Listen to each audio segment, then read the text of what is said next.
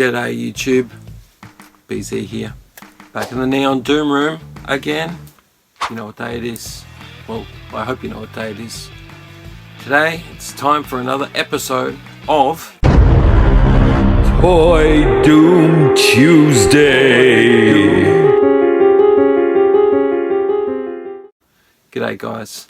Like I said, it's another episode of Toy Doom Tuesday. I do believe it is episode 9.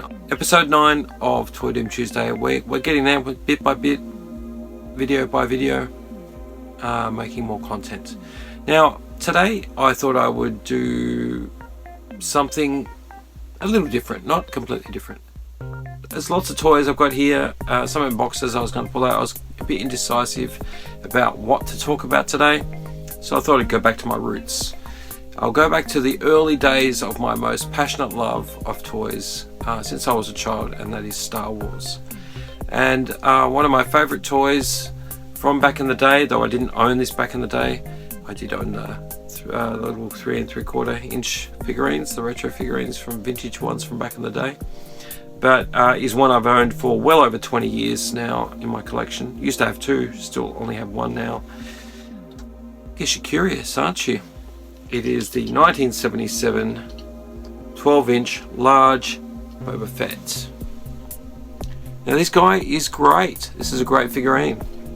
Like I said, I've had this guy for a while, well over 20 years, and I had 2. I had another one without any accessories on it, which had better joints. This one's just a little bit loose on the joints. Had better joints on the other one, but it had a very faded paint job on it. So I ended up giving that to a friend for his birthday. I kind of wish I'd kept it, to be honest. Having 2 is never a bad thing. It's not greedy to have 2, is it?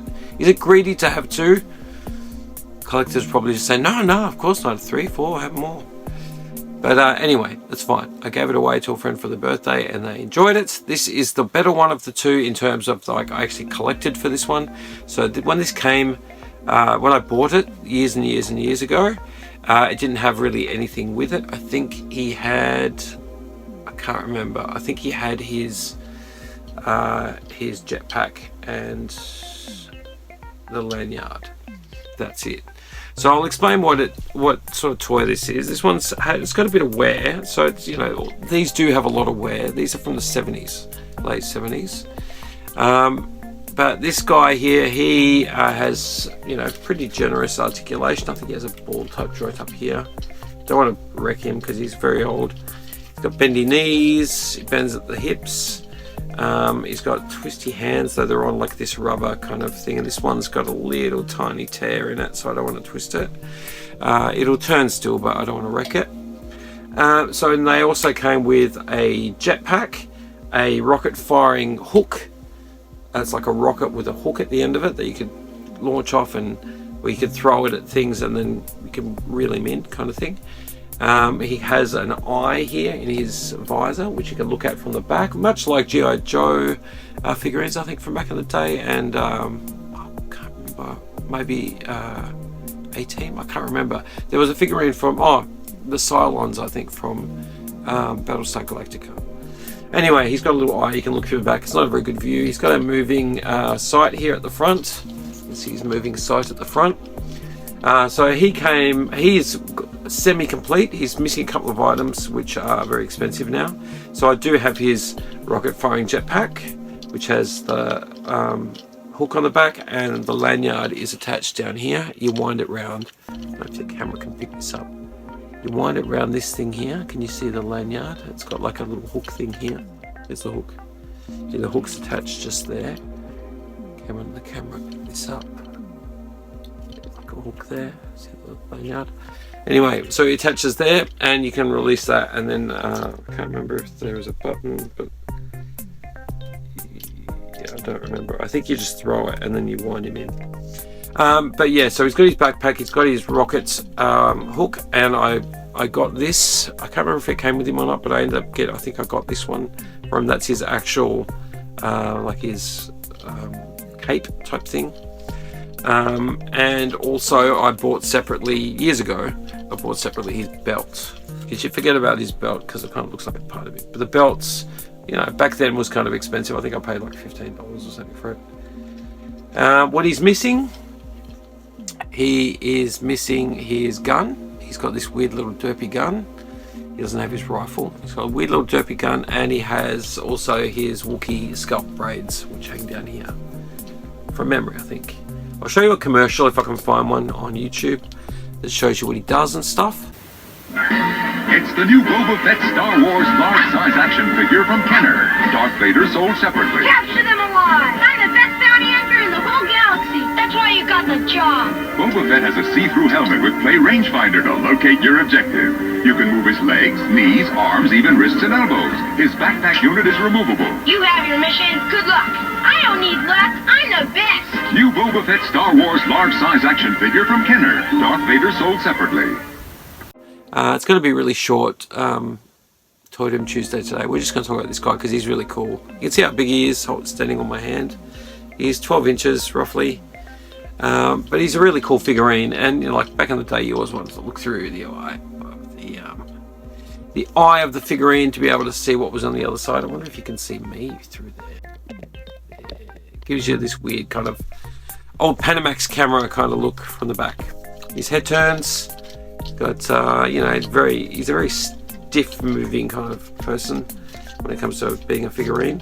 His head doesn't go any other direction but side to side here. Like I said, he does have his sight, and then he's sort of got his standard arm movements and leg movements. His legs do twist. I don't know if you see that, but this guy doesn't really ever stand properly. I don't know why. He's in pretty good shape for the years, but the feet, you can see the feet kind of like one, it's got that classic, I call it the Chewbacca problem, where one foot always points down and one always points up.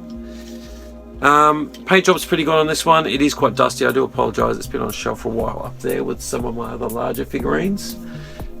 So yeah, he's been on a shelf for a while. I really love this figurine. The backpack jetpack is really cool. Now the rockets do move, and they are quite wobbly. They've seen a bit of wear over the years, and then you can see the rocket firing hook, and then the lanyard obviously attaches and it goes through that little hole at the back. He's got a hole in his butt as well for some reason. I think I've attached his cape wrong. I did look at trying to look how to put it on properly, but I don't know if that's right. I think it's wrong. Other ones look much better, but he kind of goes half around his neck, half over his rocket pack. But anyway, I really like it. The colours are really 70s, that are not true. I mean, the jetpack might half be true, but not really true to what he looks. He's got like this giant weird rocket thing sticking out of his arm. I always found that really weird. Like the arm is really weird. I don't know, like it's this big yellow thing that doesn't look like it fits on his arm properly. Look at it. But anyway, I think it's a pretty cool figurine. I wanted to show you that because it's one of my older ones. I've got a few other older toys here, but this one is a true vintage 1977, without the package sadly, but the box. But he's a beauty. So thank you for sticking around. I didn't exactly provide you with a ton of information on this guy. Hopefully you'll see you would have seen the commercial for this 12-inch rocket firing. He's not really a rocket firing Boba Fett like we call the 3 3/4 inch figurines, but yeah, he's a vintage 12-inch big Boba Fett, I think they called it. I call him a big 12-inch rocket firing Boba Fett. He's cool. So thanks guys, make sure to stay tuned for the next Toy Doom Tuesday. They come every Tuesday. I sometimes post the information related to this on Instagram and Facebook on a Wednesday, depending on how busy I am, but they do release every Tuesday, sometimes Tuesday night late. So stay tuned, make sure you like and subscribe. There is a bell up here, it'll really be down there, but it's just up here just to show you what a bell looks like. I don't know why I do that. But yeah, stay tuned for another one. I've got some other stuff I want to show you. There's always stuff in here, and unboxings and things I've put away that I haven't really even looked at before. I've got some Stranger Things toys up there that I don't think I've even opened. I might need to open them up at some stage. A ton of stuff, all worth talking about. I mean, looking around me, there's stuff everywhere. But thank you so much for the new subscribers. We hit 70 subscribers the other day, and one of my videos it hit like 750 views, I think. It didn't get many likes, but that's okay. I was really staggered by the fact that I got 750 views, but I think that was a Turtles video, so it could have been that. But keep liking and keep subscribing. If you can subscribe, let's try and get to 100. I'd love it if I can get to 100 subscribers. That would make me really happy, and then we can see where we go from there. Maybe tailor the content a little bit more and try to, I don't know, get the cinematography of these up a little bit better. Anyway, I've rambled on enough. Thank you so much for being here with me today, and I'll see you next week. There are more physical media videos coming. I know I've been lax in that because I've been concentrating on Toy Dome Tuesdays, but there are more physical media videos coming. I've got a ton of stuff to talk about here. So let's get on with it. Neon Doom in the Neon Doom room. Thank you very much. Say good day to your mum for me. Good night. Neon Doom out. Neon Doom out.